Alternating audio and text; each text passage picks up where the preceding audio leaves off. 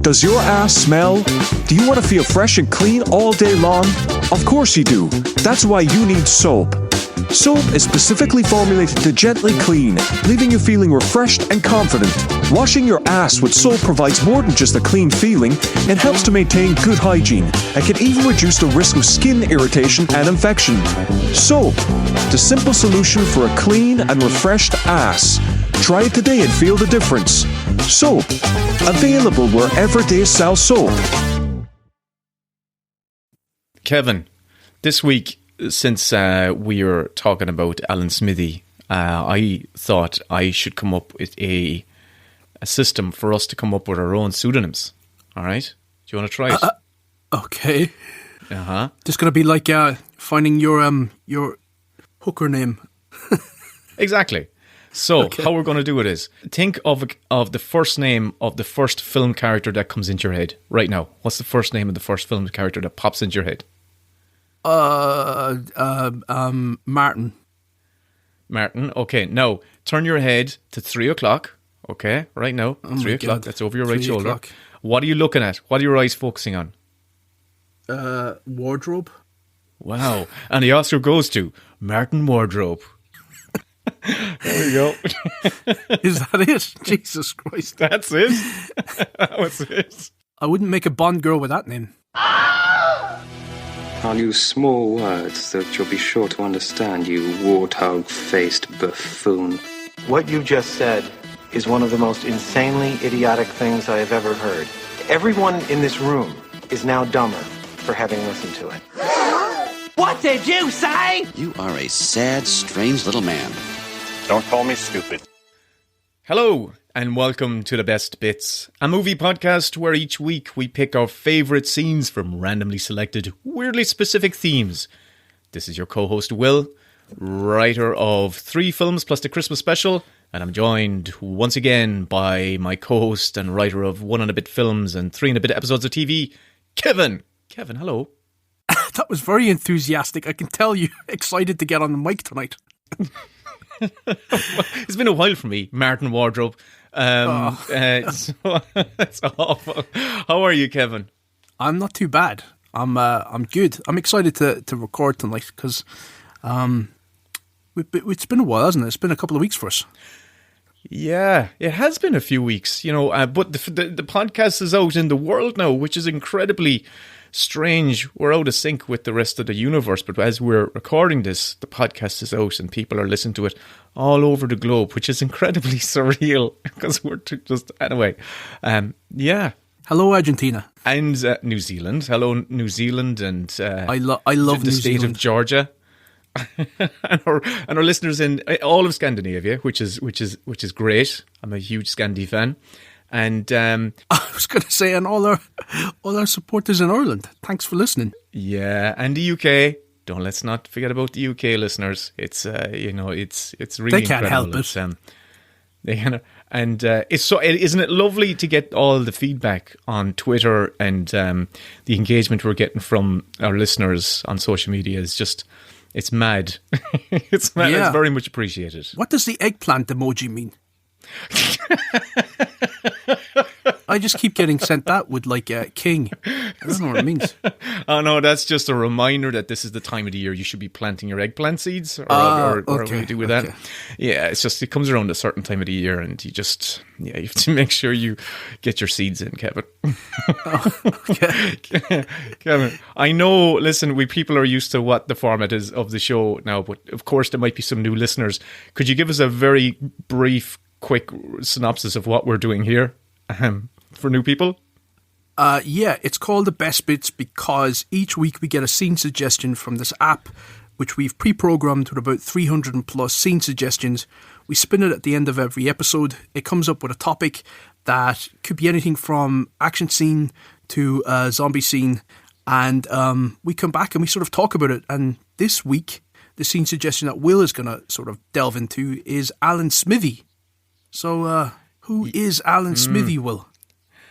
Who is Alan Smithee? Well, I suppose before I answer that question, Kevin, this is the thing. Before I answer that question, I want to ask you: do you watch and enjoy watching bad movies?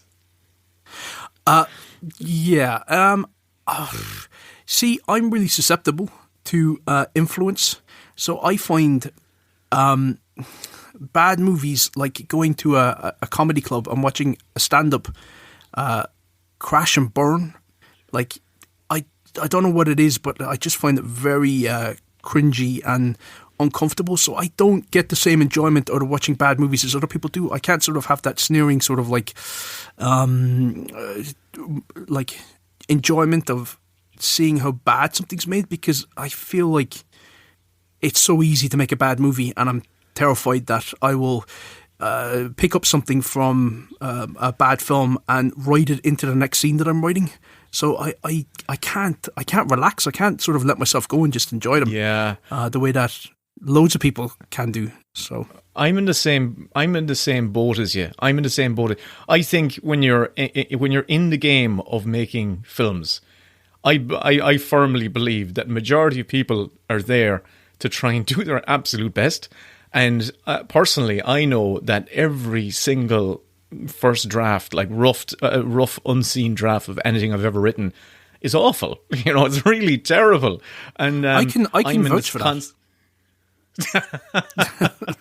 Well, thanks for it. You know, the devotion, but you know what I mean, is that sense of like, oh God, if anyone sees this, it's going to be terrible. So you're in I'm in a perpetual state of trying to make my scripts better and hoping and praying that the people that I end up collaborating with have that same kind of panic that they don't want to make a terrible film either. And so, yeah, whenever I see a bad film, I just feel bad for the people who are there going, that's it, yeah. God, I wish. I feel mortified for those that have tried and failed. It's like, I know how easy it is for things to sort of go askew.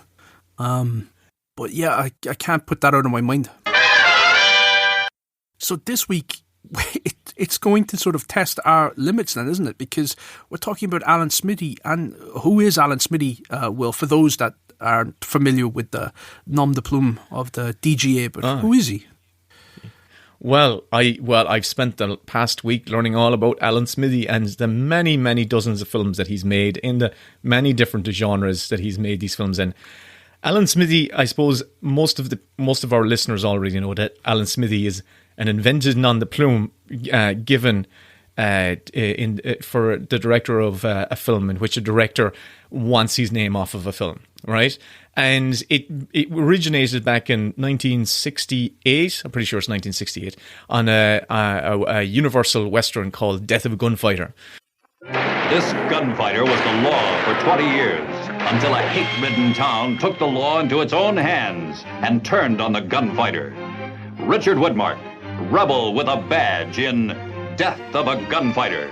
We don't have any law in this jerkwater town. He's the law. Which was directed by Roger Totten and starring Richard Widmark, I believe. Are you outing him here by saying his name? No, it's already. Well, I can tell you. Well, it's well known now. But basically, Richard Widmark, the star and the director, fell out maybe 3/4 of the way during shooting, and Universal were in a bit of a bind, so they called in director of Invasion of the Body Snatchers and Dirty Harry films, Don Siegel. A great director. Sorry, really good director, and he finished out the shooting of the film. So when the film was actually being cut together and released, neither director, which is unusual, I suppose, neither director wanted their name on the film. So the problem went to the Directors Guild, and they decided that they were going to put, because Universal didn't want the story to come out that two directors have basically refused to put their name on this film. It looks bad for them, doesn't it? It looks like they have been putting directors on a short leash. And it also looks bad that the film the film might be bad, and it'll be bad press for the film when they want to sell tickets and get bums on seats, you know. So they came up with a generic enough title, which was Alan Smithee, and I actually found an interview with the member of the Directors Guild who actually came up with it, and it's actually kind of cool to hear. Oh, wow. Alan Smithee is a figment. He's an imaginative, or an imaginary, I should say, director who does not exist. And so people started saying, yes, all right, let's invent a name. Somebody said, how about the name Smith? eventually. Well, you said, well, that's silly because undoubtedly we have or will have a director named Smith. One of our men said, how about adding an E to it, S-M-I-T-H-E? And we said, well, that too could be an existent name. And finally I said, look, if you really are so hung up on the word Smith, how about adding 2 E's? It's very unlikely that there would be a Smithee, S-M-I-T-H-E-E. And that was adopted. So we have Alan Smithee, who is now the pseudonym for all directors who don't want their work portrayed as their own. And for female directors, I think it's Elena Smithee. Actually, I think it was Elena Smithee they had in there. I was wondering that. I was wondering whether there was a female a version of Alan Smithee. Elena Smithee. Yeah, there is. Has it ever been used? No, not as far as I've encountered so far. There you go. But the gas thing about it is that the gambit worked because the film came out and Roger Ebert gave it a glowing review. And talked about director Alan Smithee and how he had such control of the camera and, you know, was able to command good close-ups. And even the New York Times gave it a good review as well. He was kind of a good success story for Universal Pictures. And the other thing about the Directors Guild thing is that once you get your name off a film, get it changed to Alan Smithee, you have to sign a kind of a non-disclosure, or you are not allowed. You can't talk about say. You cannot talk about Fight Club. You cannot talk about Alan Smithee. So, yeah, it was kind of like this very, very well-kept secret for a couple of decades about Alan Smithee. And it's one of those things where there are a couple of films, like in the 70s, another film, a Burt Reynolds movie, the director got his name title changed retroactively, and actually a film that was shot before 1968, but it was released later than that. But Alan Smithee kind of disappeared throughout the 70s because directors were, this is a kind of an indicator, in the 70s, directors in Hollywood actually started to get kind of final cut of their films. So the films that were being released were the films that they got final cut on. So there were very few Alan Smithee films released around directors. that time. Yeah, there are very, very few. But so that's kind of like the origins of where Alan Smithee came from, right? But things we're getting in here, Kevin, and we're going to start talking about, I'm going to start going through the kind of like the history of Alan Smithee and the Alan Smithee titles. I just want to know from you, did you have a think? Because there aren't that many. It's a difficult topic because it goes against the very concept of our kind of fundamental premise of our show, which is we're talking about our personal best bits. And I can't say that personally there are too many Alan Smithee films out there that I consider to be great. So this has been a kind of a challenging topic. How did you get your head around it? So there aren't that many Alan Smithee films that I can say that I've even seen, to be honest. So trying to pick one that spoke to me was tough enough. So I was looking at directors that have disowned their films but kept their name on it, and there's loads of those guys. I mean, you've got David Fincher, who has all but disowned Alien 3. Lieutenant Ripley! It's here! Got Clemens. Stop this raving at once. I'm telling you, it's here. Stay there and get that foolish woman back to the infirmary. What is that? Move it, help me! And I quite like that film, even though he refuses to do any interviews on it or even speak about it or acknowledge it. But it's a film that's not particularly loved by a lot of the fans of the Ellen Ripley franchise, but I still enjoy it, and I like it, and I like how nihilistic and dark it is, and it gives a great heroic sacrifice to the Ripley character. It's certainly better in my eyes than Alien Resurrection. But there were also some other ones like Alfred Hitchcock with Rope. He's got it. He knows. He knows. All right, he knows. Easy, I'll take care of you. Won't. I'd just as soon kill you as kill him. Thinks that's his worst film, which I was surprised about. You have Michael Mann, who takes his name off of every film of his that gets recut for the airline version. So all of his films have Alan Smithee on them when they're either edited for TV or edited for airplanes.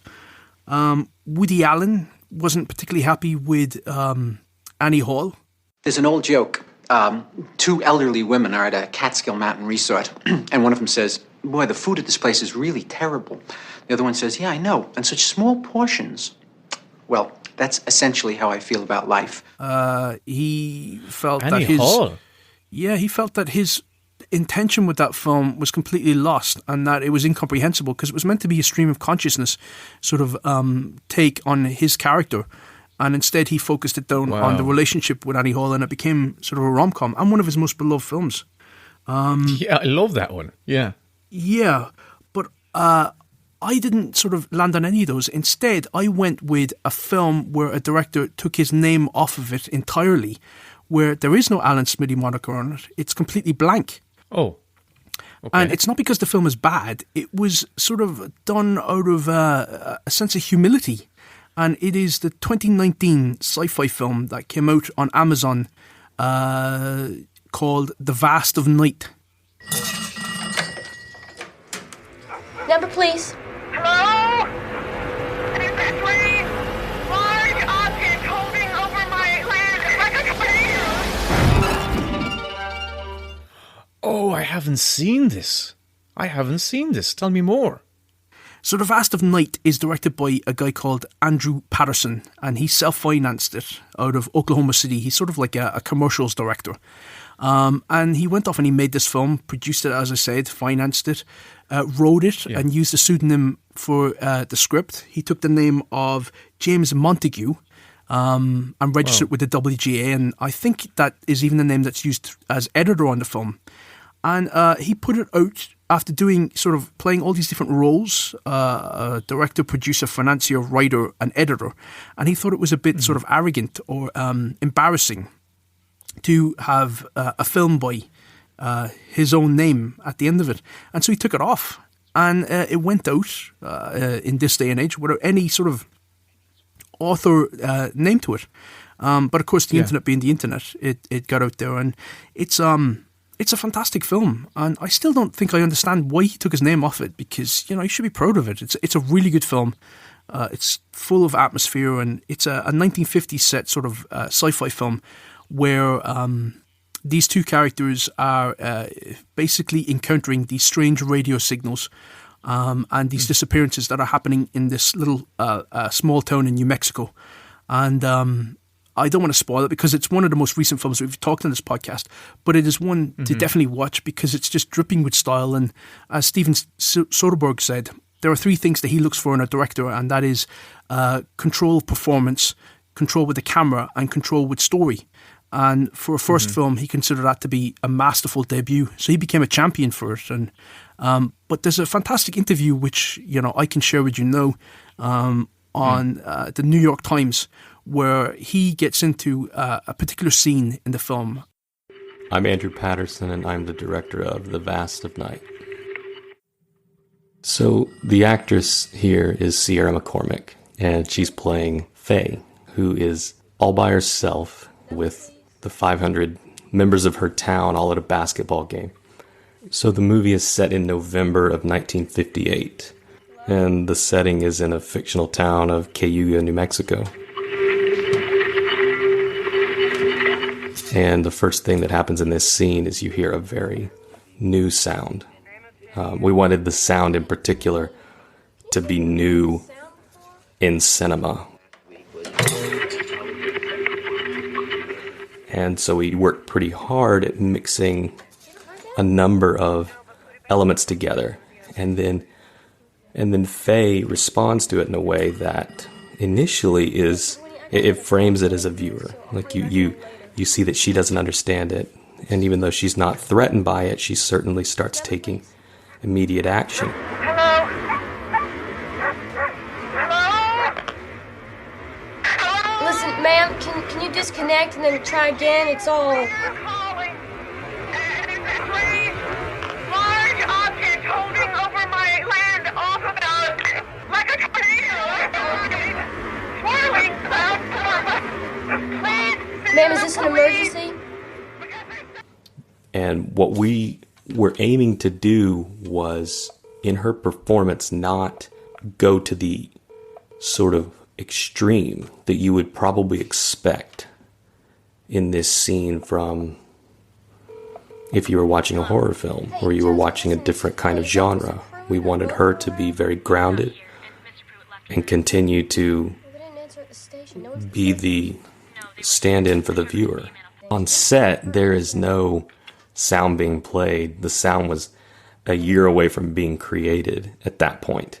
And so she's just playing to an AD reading lines very dryly in the room, but not necessarily in a way that you can play off of as an actor.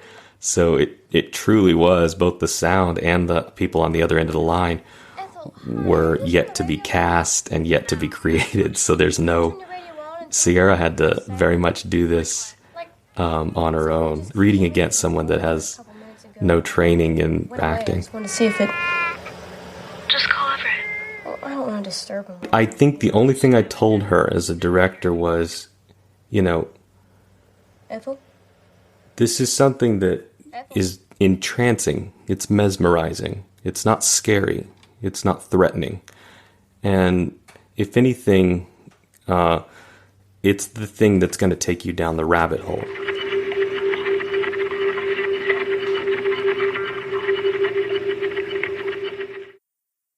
And it's fantastic. And the actors are all unknowns, but they play a blinder in it. They're so skilled, and they obviously had drummed that script like a play, and it really is just gorgeous to watch, and it's quite a mesmerising scene. So I'm cheating, Will, but that would be my pick. Oh, I love The it. Vast of Night. That's fantastic, because you're picking something that hasn't popped up for me. All I've heard, I know I've heard I've heard the title in the past, but to get such a kind of glowing recommendation, it's definitely going on my watch list. It's a class. Thanks. Yeah, just go in watching it, knowing that it's good and that it's a particular sort of tone. But don't look up anything about it. Don't sort of read into it to try and figure out what it's about. Just sort of let it just wash over you, because it's an 89-minute film, and it'll breeze past, but it's really transportive. There's some gorgeous Steadicam shots in that are wonderful, where it just travels all the way through this town. And it's incredible what they did, for under $1 million. Wow. Jeez, that's brilliant, Kevin. There you go. Cool. That is so cool. So, Kevin, right, so as I said previously, Alan Smithee kind of went off the map during the 70s. And the reason I think he went off the map is because, directors were kind of getting final cuts on films. But as the studio system started to regain control of the final cut of their product, all of a sudden you begin to see a resurgence of Alan Smithee film directors' names appearing over the titles. For instance, there's a film called Let's Get a Harry, which came out in 1986. There's Put Another Shrimp on the Barbie, which this was like a Cheech Marin comedy. There was an Australian one kind of like following on the success of Crocodile Dundee. There was another one called Ghost Fever from 1987. And quite famously, Dennis Hopper, who he has had his trouble with the whole alcohol and drug abuse, might have had a bit of an erratic kind of track record. He had, become a successful film director in his own right from Easy Rider on, and he directed a film called Backtrack. But when he was off shooting another film, the studio then completely recut his film and released it as Catchfire. And I found a fantastic interview with him, and he successfully got his Alan Smithee director's title put on that, and his name removed from the film that was released as Catchfire. Don't you have to go to the DGA and you have to prove that you didn't have adequate support in making the film? Oh yeah. So it's tough. Yeah, it's not an easy thing. You can't just sort of go up and say, "I'm unhappy. I want my name off it." You've got to actually prove that they have sabotaged your intentions as a filmmaker. And so it's obviously a disastrous thing for all involved. But who knows what really goes on to sort of lead to those sort of titles, because making a film is so difficult under the most blissful of circumstances. But to have anything where you feel like you're just not supported, or you can't actually do what you intended to do, it must be horrible. Mm-hmm. filmmakers have described the process of going to the DGA as being like going to court, where they rip you to shreds. The DGA rip you to shreds when you're trying to get your name off the film. Like, they really grill the directors and make them fight their case that maybe, like, the studio there'll be contracts made, like, you know, the studio will demand the film come in at a certain rating, at a certain length, and you've got like X amount of days of editing, you know, but if you break any of those, I suppose, parameters, or, you know, if you those agreements, then the studio is in the right and just to shut you out and say, no, you broke those. We're just taking control of this film. I want to ask you: do you know of any screenwriters who've taken their name off of film credits? No. Well, writers usually fight to have their name put on film credits. Desperately, because the financial rewards are so lucrative. Well, depending on whether it's a studio project or not. So arbitration is its own thing, where there have been people that even won Academy Awards without really, you know, being regarded as having written the actual script. But in terms of a writer wanting to take their name off of a film, the only one that I can think of, as you're asking me that, is Nigel Neal, the British fantasy and sci-fi writer, who took his name off of Halloween 3. And so the director ended up getting the Season of the Witch. Yeah, the one that is sort of considered to be the red-headed stepchild of that franchise. But no, it's sort of... It seems to be having a bit of a resurgence, and people know, myself included, considered to be the second best of that whole run of films. The Michael Myers-less entry. Halloween, the children. You happen to know anything about this Cochran? All I can tell you, mister, is watch out. He's watching you, friend, I guarantee you that. Trick or treat. Hey, Mr. Cochran, just what is the final process? Fellas, I was just kidding. But it's such a stylish, batshit bonkers film. But I love it, and I love the music of it. I'm always sort of pulling that one up to right to the Season of the Witch score. It's so cool.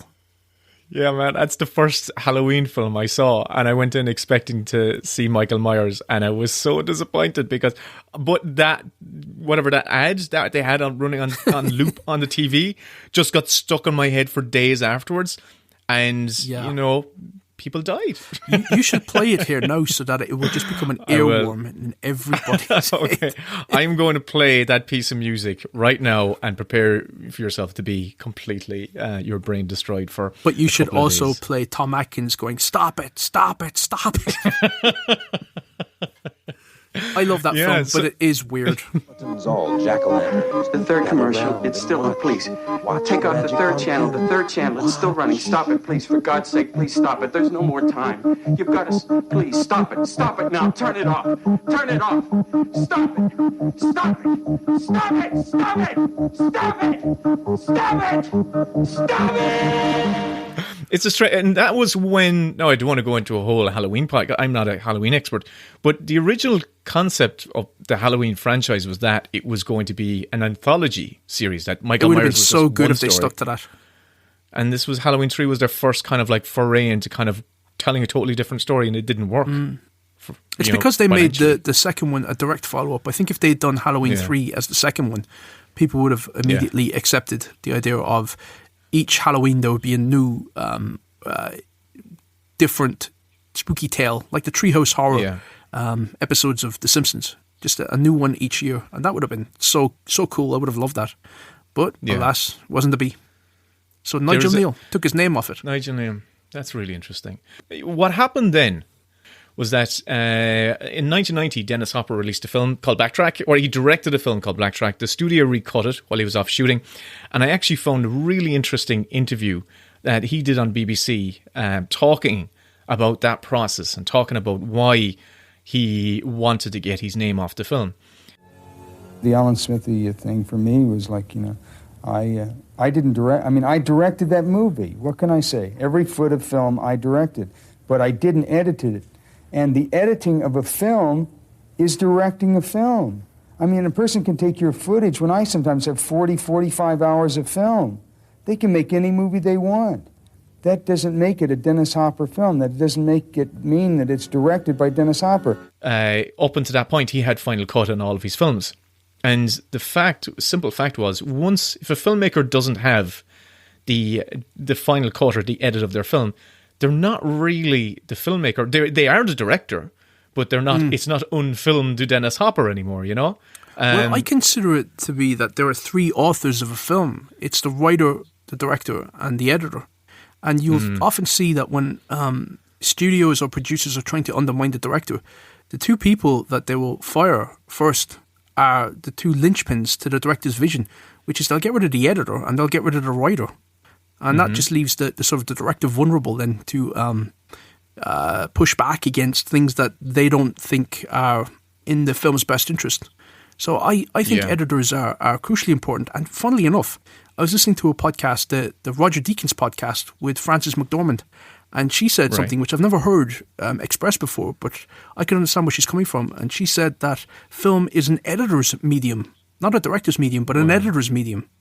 And she will make choices on projects based on who's going to edit the film. Yeah. Well, I can tell you one thing. This podcast is certainly an editor's medium.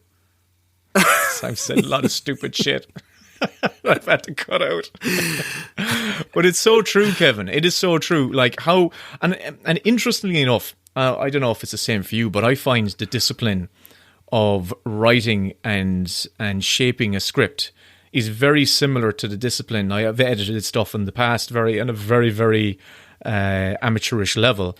But the sensation and the discipline that I employ is very similar to the discipline I apply when I'm writing and shaping a script. There's a beautiful condensing.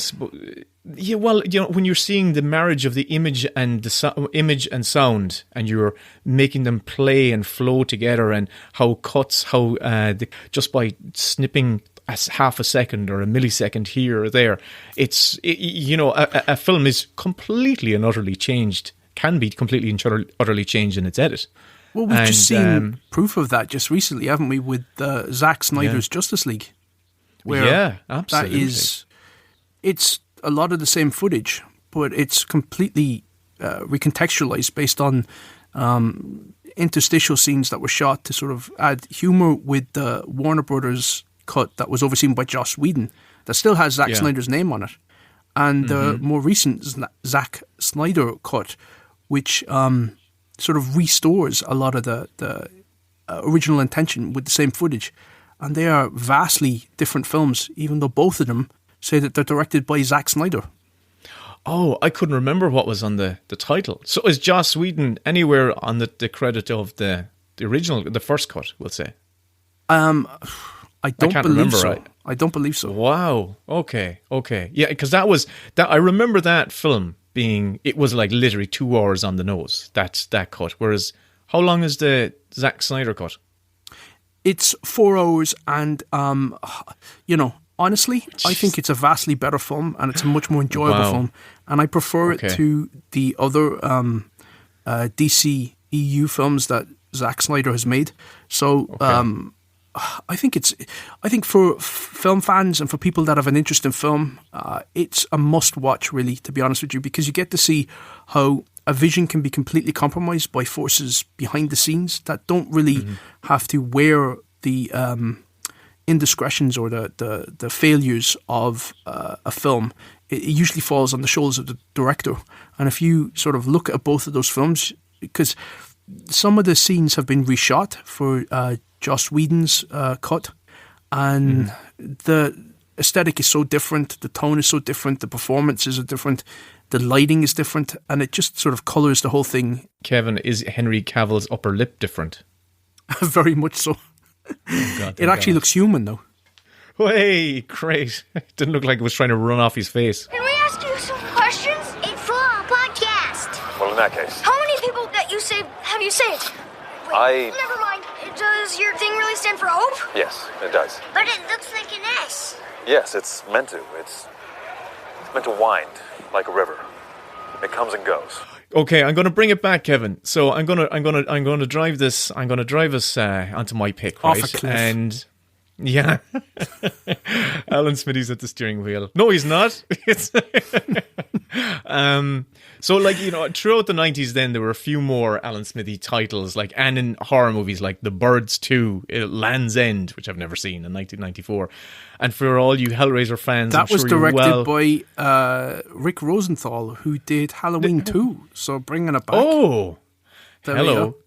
Dropping some knowledge juice right there. And for all you Hellraiser fans out there, I'm sure you're well aware of Hellraiser Bloodline, which was released in 1996, which I've seen clips of, and, you know, that film was out there. But Alan Smithee was pretty much put into retirement in 1996. And I have to go into the story of Alan Smithee. Not the story, but it's actually so ridiculous that we have to mention where Alan Smithee his career came to an end. And it came at the hand of a reoccurring, well, he's now a reoccurring character, someone who's already come up in your wonderful sex scenes episode, and it's our buddy Joe Esterhaas. Joe Esterhaas was the man, the myth, the legend. The man, the myth, the legend. He was, this is 1996. He was, after having a decade or so of great success, he was becoming embittered to the Hollywood system. And he wrote a bitter and biting film called an Alan Smithee film, Burn, Hollywood, Burn, right? This is the inside story on the greatest action-adventure film ever made and never seen. Because the director stole the film. I didn't want to release another terrible movie. This was a very big picture with a very big budget. Whoopi and Jackie and Sly Mother. So we all go down in flames. I'm Whoopi Goldberg. I can't die. I never die, okay? On the line is the director, Alan Smithee. Kiss my bum, Larry. Pucker up. Are you puckered up? Yes. Gone like Burt Reynolds. Gone and the idea of that film is that it's about a director who's contracted to come on and hired to direct an action movie starring Sylvester Stallone, Jackie Chan, and Whoopi Goldberg. Only the film he makes is so bad that he wants to take his name off it, and he goes to the DGA. But the problem is the director's name is Alan Smithee. So the only name that can be applied is Alan Smithee. Right? So he has this stupid. It's so stupid. It's this whole rigmarole to try and get the print, the negative stolen and destroyed and all that sort of jazz. But you know what? The incredible. So the film Burn, Hollywood, Burn. It was written by Joe Esterhaas and it was directed by Arthur Miller. He was a kind of veteran of comedy films, and Joe Esterhaas and Arthur Miller fell out. This is in real life, fell out during the editing of the film. So Arthur Miller successfully got his name removed off the film and Alan Smithee replaced. So the film, an Alan Smithee film, Burn, Hollywood, Burn, is directed by actually Alan Smithee. But that's a delicious irony. Nuts. That's like something where you feel that's been orchestrated. Yeah. You would think it would, like, I remember at the time I remember reading about it back in the late 90s and thinking, Is this a meta joke? Is it a joke? It wasn't. Does play like that. It's so nuts. It wasn't. It was totally, the two of them fell out. And the film was released by Buena Vista and it was a complete flop. And and subsequently, it was the last kind of credited like feature film Alan Smithee title. Burn, Hollywood, Burn. This movie's really that bad. It's worse than Showgirls. Written by Joe Esterhaas, directed by Alan Smithee. Because everyone knew from the early 90s on, everyone knew about the whole Alan Smithee thing, and it was kind of like, even I found like BBC documentaries who were kind of like doing fake documentaries trying to track down this elusive Alan Smithee director. And when the BBC are making documentaries about that in the early 90s, then you go, okay, this facade is. Now people is just not make doing up their the own anymore. names, don't they? They just put down whatever they feel like it. They just come up with something random. Do you? Oh yeah, this is the thing. So do you know any other films? So there was one other kind of like big budget movie that came out a couple of years later, but it didn't use. Where the director took his name off the film. Do you know which film it is, Kevin? Is it Supernova? Yes, it is. And what was the name I was of the going to director? say Supernova or Virus, because I get those two Oh, films Supernova. confused. It's Supernova. I'm pretty certain it's Supernova. Yeah, so that was the one where it was Walter Hill was the original director of that, and for whatever reason, he felt that things went sideways on him. And as memory serves, Francis Ford Coppola came in and he directed a lot of crazy stuff like zero-G sex scenes where James Spader and Angela Bassett are shagging each other in zero gravity. Right. It's a dumb film, but it was an expensive film. There's a trailer to that, which if you go online and look at it, it's the most early 2000s trailer you can think of, because it's sort of like a tense action horror film, but the trailer is set to Mama Told Me Not to Come, and they sort of play it like a comedy. It's a really bizarre choice, and I think the tagline of the film is if you can't stand the heat, get out of the universe. Oh no! So they were really trying. I can't believe that you said. But yeah, oh lordy, Supernova. It's not worth watching, to be honest. Or maybe something so dangerous that the only way somebody could find to get rid of it was by burying it. And he's about to turn the heavens. This thing is changing you in the most amazing ways. Into hell. Help me. I really wish you hadn't done that. I wish you hadn't done that either. I actually know I've seen it, but I am like you. I have zero memory of that film whatsoever. But also the other thing about the Alan Smithee name is the reason there was no use in using it anymore is because the internet came about. And everyone knew sites like Ain't Cool News merged and Dark Horizons and stuff like that, where every iota of film news, IMDb, yeah, true, of course, that would be every iota of film news. But the Ain't Cool News were trawling for behind the scenes news, and they were looking for any gossip. They were taking emails from anyone and anywhere and putting them up as articles online. So there was no credible journalism going on. It was just pure movie gossip, going straight up line. So any film that was even close to going into production or in development was all discussed. All scripts were being read and they were all being reviewed online. So basically the cat was out of the bag for every production. You couldn't hide who was involved. But I love how Hollywood always can try to turn a negative into bucks, into cash.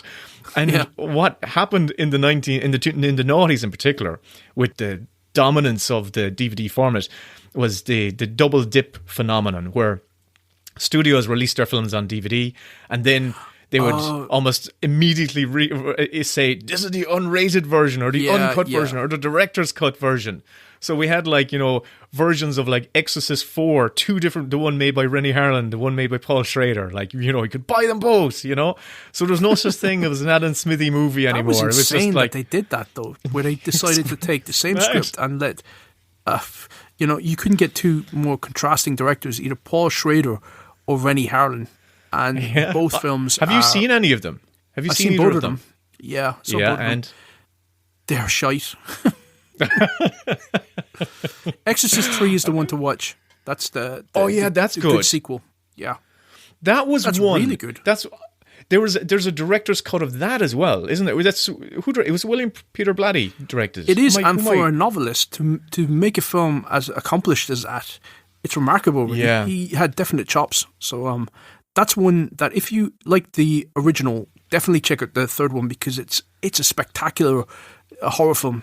And the sound design in that film particularly is sort of really engaging. I don't know what it is, whether they decided to ADR the whole film, but because they did it that way and sort of created the soundscape in post-production, it just has a lovely feel to it. It's sort of really evocative and cool. Definitely watch that one. I want to watch that again. I really do want to watch that again. And that's the one where there is a director's cut of that. But film you can as well. skip the two sequels. Okay. I will do. But yeah, so we've kind of entered into this weird era where, like you talked about, Justice League was in a classic example. But for example, we're in the strange place where Ridley Scott when promoting, I remember this at the time, when promoting Kingdom of Heaven, its theatrical release, he was literally already promoting the director's cut DVD, which had an extra 45 or 50 minutes of footage, which he says, well, that's going to be the better version of the movie, the one that's coming out in DVD soon. And he was right, to be honest. It is a much better film. I just watched it less than a year ago, and it's a much tighter. And I wouldn't say, I'm not saying tighter. I'm just saying it's got a better pace.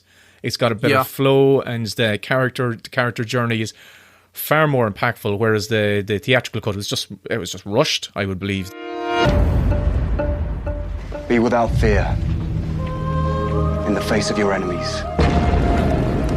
Safeguard the helpless, even if it leads to your death.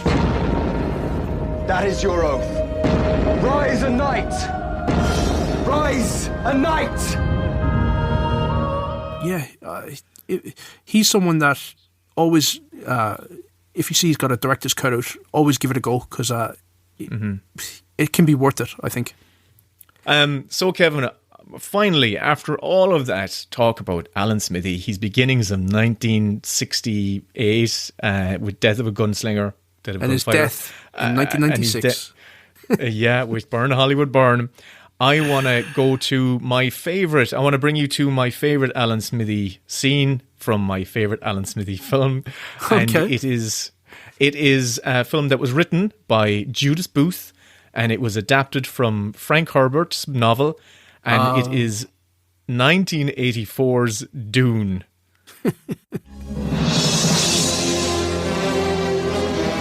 You are about to enter a world where the unexpected, Many dangers exist on Arrakis. the unknown, an incredible secret. Of course, we know that 1984's Dune was directed by David Lynch, but there have been several cuts of Dune, and one in particular was a 3-hour extended TV pan and scan version of Dune, which I watched for this episode. I watched the whole 3 hours. I found it. I want to actually have a DVD copy of it, and I watched it. And oh my God, I can say that I did it for everyone out there, and you don't have to do the same thing. But I have a very, Is it the very pan and scan that screws it, or is it just the pacing? No. What is so? It's... Okay, first of all, I'll be concise. First of all, they replaced the very, very... in the theatrical cut, there's an exposition dump. It was done by Virginia Madison, and she's talking directly to camera. A beginning is a very delicate time. Know then that it is the year 10,191. And they remove that, and they replace it with a 10 minutes dialogue dump. In the year 6041, before the reign of the Padishah emperors, the universe was ruled by thinking machines with human minds, computers, and conscious robots. But also the other thing that they did in the extended TV cut is that whenever a character appeared on screen, they literally would have that same voiceover dude would literally just talk about do a character exposition dump. Here is Baron Harkonnen. It sounds like a book report. Yeah, it is kind of like that. It's awful. And also, they took out a lot of the weird, creepy stuff. Like Baron Harkonnen, there's the really, really David Lynchy, like Patrick Stewart. You know, well, I have a story about Patrick Stewart, right? Do you know that Patrick Stewart was hired by accident for Dune, right? Because the film was produced by Dino De Laurentiis, right? And this was an expensive film, right, to make. Yeah. But Dino De Laurentiis cut corners wherever he could cut corners. And they shot it down in Mexico. Shocking. And, I know. And Patrick Stewart, they hired this actor called Patrick Stewart and off of, I think, a headshot. Flew him over. And when he lands and arrived for his costume test, it was the wrong Patrick Stewart. Is that true? They intended to hire a totally different Patrick Stewart. Well, they got in contact with the wrong Patrick Stewart. Yeah. But they got the right Patrick Stewart. They ended up with the Patrick Stewart they deserved. I know, well, I love Patrick Stewart. We all love Patrick Stewart. It's one of those films that I find completely, even in this Alan Smithee weird, slow, turgid, pan and scan, ugly TV, like low-res version, I still was able to find the things about it that I really enjoy in the theatrical cut. Yeah. And the things I love about David Lynch's Dune are, first and foremost, the production design and the costume design, okay? But the thing I love about this film is you see David Lynch's aesthetic and his inner style, and some of the themes are there. If you sit there and you kind of let it wash over you, you can feel the David Lynchiness of it. And if you like David Lynch, I most certainly say watch this film and enjoy it, because a lot of this film, I believe, is really an important part of his career and the making of David Lynch and someone else's career, right? The scene I'm going to pick specifically is the very first scene in the film. And that scene is in this grand reception hall of the Emperor of the Known Universe. And it's a scene which doesn't feature any of our main characters, okay? But why I love it is because, first of all, the reception hall is beautifully decorated. The costume designs, they're like, I would say, opulent. They're opulent, absolutely. They're absolutely, and they're also severe and unnerving. Even the Bene Gesserits, the nun type characters. But the thing that really gets me about the scene, the thing that really, even watching it in the pan and scan version, is that the Emperor is unnerved because he's receiving a guest, an unannounced guest, and everyone has to leave the room. And it's like, who's here? It's like, oh, this such and such a character's here. And he's like, everyone get the hell out. And all of a sudden, these big, huge doors slide open, and this what I would describe as what comes through that big hangar-sized door is. It's like Tim Burton's Batman's locomotive. It's, the Batmobile, that kind of long, black, sheeny kind of thing. Bullet shape. Only imagine it's a steam train. Easy, my lord.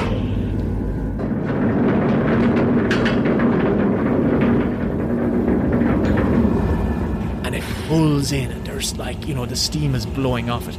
And flanking on either side, and it has the shield kind of around it as well, keeping whatever's inside hidden. And flanking this bat locomotive are these shaved-headed characters. They're pale and they're creepy looking. The Bene Gesserit witch must leave. And they're wearing these heavy plastic clothing. Now, and there's something, you immediately feel that weirdness. It's not Star Wars, is it? It's like the minute that this opens up, you're thinking, we're not in Kansas anymore.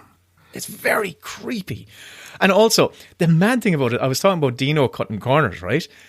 Those heavy plastic the clothing that these kind of strange humanoid bald characters are wearing are actually used cadaver bags.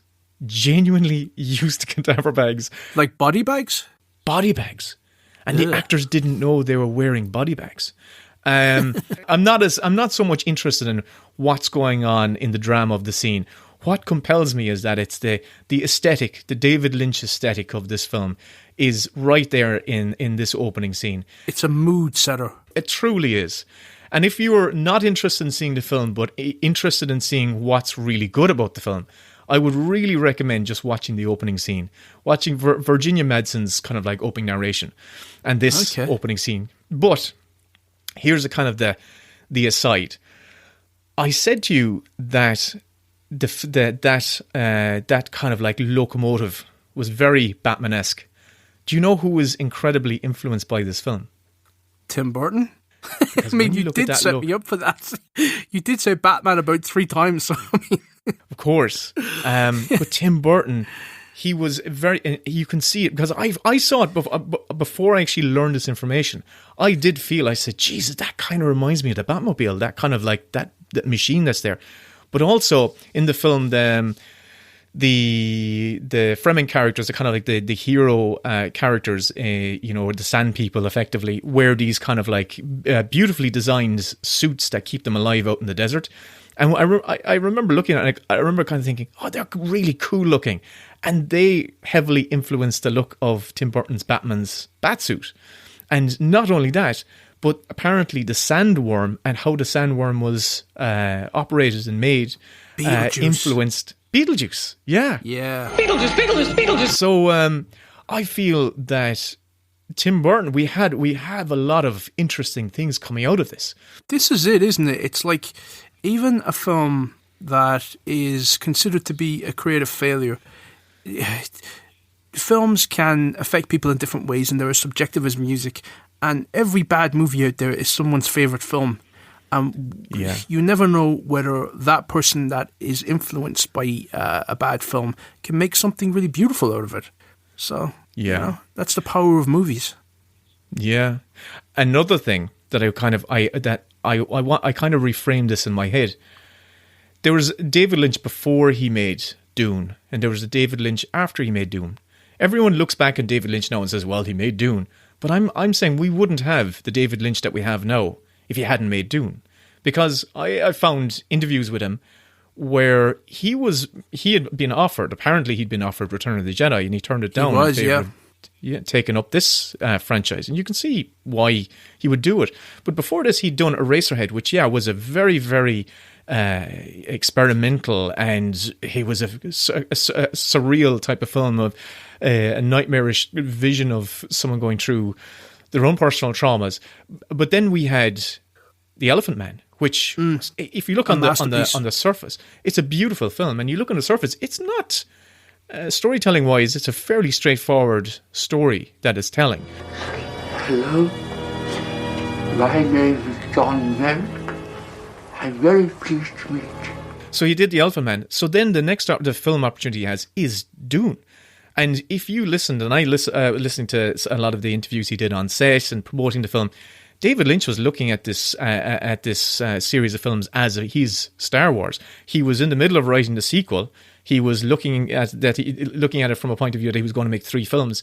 And he was talking about, I feel that David Lynch at that point in his career was looking to become maybe a studio filmmaker, but someone who was kind of embracing this, a bigger budget George Lucas-y type filmmaker, quite possibly.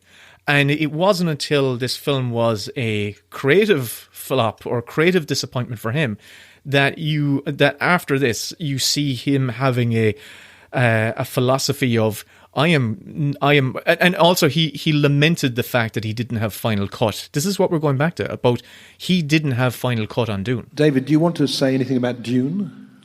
Not a lot. Except to once again say that it's very important for a filmmaker to have final cut, total creative control. And I knew that even before Dune. And for some reason, I thought, well, everything will be okay. And I signed the contract. And everything wasn't okay. So it was a terrible thing. And as I always say, the film was not a success. And so I died the death in that regard. And then I felt I had sold out, so I died twice.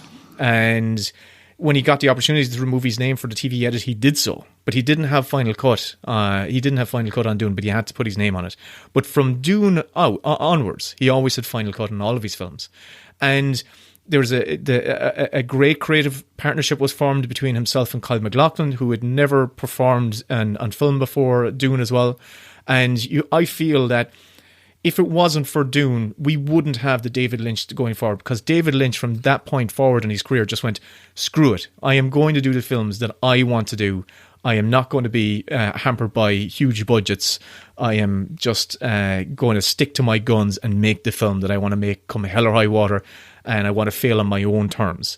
And that's why I think Dune hurts him even to this day. That's a cheat, an absolute cheat, and you have broken the concept of the show. Best Alan Smithee scene. Neither of us chose an Alan Smithee film. Then, that's not our fault. That's Hollywood's fault. Here we go again then. Now it's my turn to figure out what next week is. God help you. I'm just so God help glad. me. I'm so glad I get to sit back and kick my old heels up and watch David Lynch's extended cut at least once a night. Again? You're going to watch it again? I'm never going to watch it ever again. I honestly feel I took one for the team there. So Kevin, hey, hi. Yes. I have to roll the wheel of death for you. Oh, sorry. Okay. The wheel of film fun topics for you. Are you ready? No, but spin it. Doesn't matter. It's already spun. It's going around and around and around and... I'm genuinely... Okay. Please, I don't want to be exhausted again. Okay. Hit me. Yeah. Okay, I am going to hit you, Kevin. I swear to God, I'm going to hit you so hard because it is best fight scene.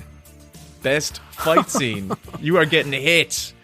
You're getting body slammed. You are getting, roundhouses and uppercuts and so best. I keep fight getting these gigantic topics where it's impossible to pick the right one. So best fight scene. That's a big one. Again, there's got to be about 15,000 scenes. You're going to have to do history of cinema again. No.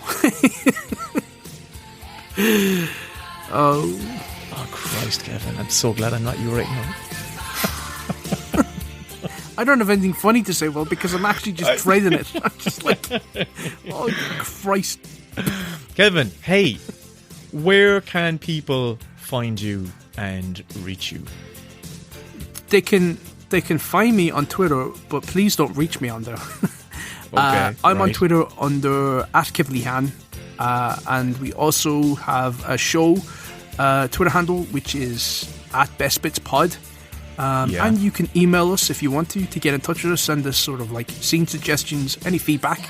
We're screenwriters, we're used to getting notes, so you can email us at bestbitspodcast@gmail.com, and we'd love to hear from you, so definitely drop us a line. And Will, where can people find you?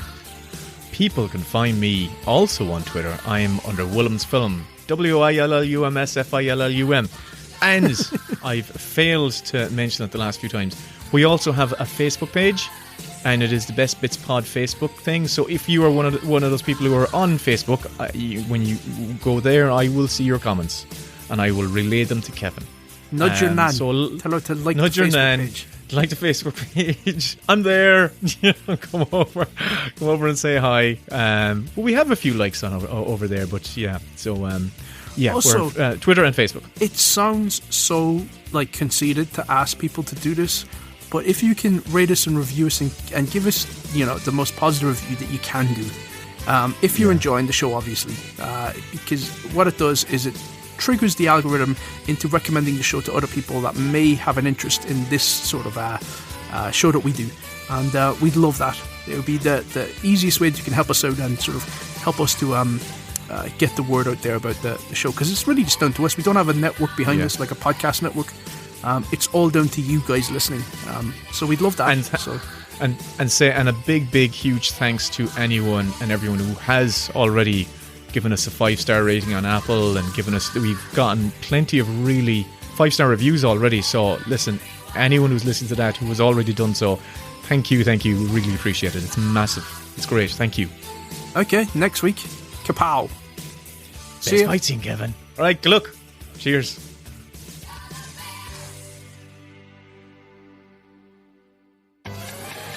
The Best Bits podcast is produced by Will and Kevin. All audio clips and music heard in this episode is the intellectual property of the respective copyright holders, and no infringement is intended. If you enjoyed this episode, please like, share, subscribe, rate, review, all that good stuff. If you have any notes, comments, scene suggestions, or just want to get in touch with us, email us at bestbitspodcast@gmail.com.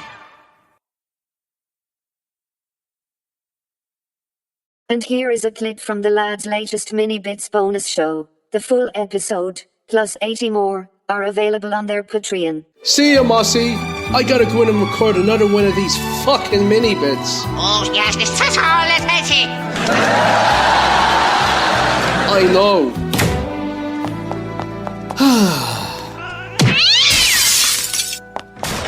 What are you doing?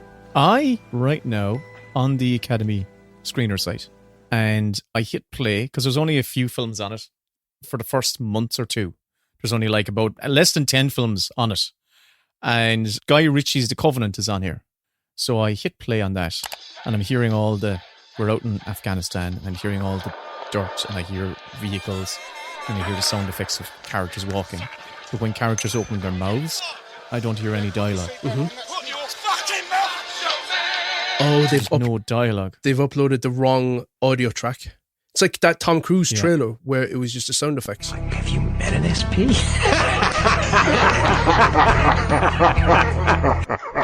Yeah, and this film has been up on the screener site for a few weeks now, and they still have the wrong one here. Well, I tell you what films are actually up there for all Academy members to see, and they see what they've put up there. But first of all, let's just throw to our theme. And I have to say, the feedback from my thank you ballad was quite fierce. The power of Christ compels you! So I asked Mossy, who is a friend of my dad's at the quiz, sing us a theme tune. Oh. So over to Mossy. Hit the cards. I'm fine, I'll get it done in one take.